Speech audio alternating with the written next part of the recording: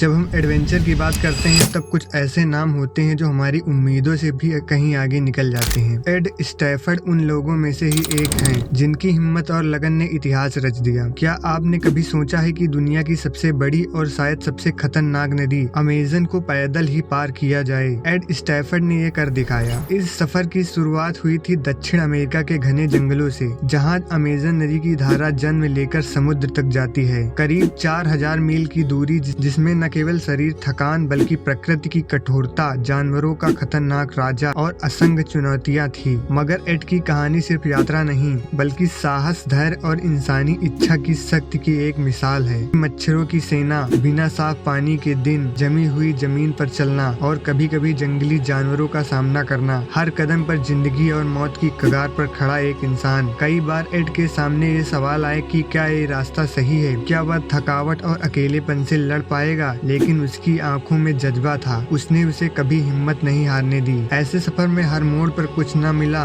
सिर्फ चुनौतियां मिली। जंगल के उस रहस्यमय संगीत की परतें समझ में आईं, जो शायद वे लोग नहीं समझ पाते जो दौड़ते हुए शहर की चिल्पों में रहते हैं। बात सिर्फ एड की फिजिकल यात्रा की नहीं बल्कि उस मानसिक और आध्यात्मिक यात्रा की है, जहां उसने खुद को पहचाना, अपनी सीमाओं को जाना। यह कहानी हमें यह याद दिलाती है कि इंसान में अंतहीन संभावनाएं होती हैं, बस जरूरत होती है तो उसका एहसास करने की। तो अगली बार जब हम कोई बड़ा लक्ष्य सोचें तो एड स्टैफर्ड की इस अद्भुत उपलब्धि को याद करें।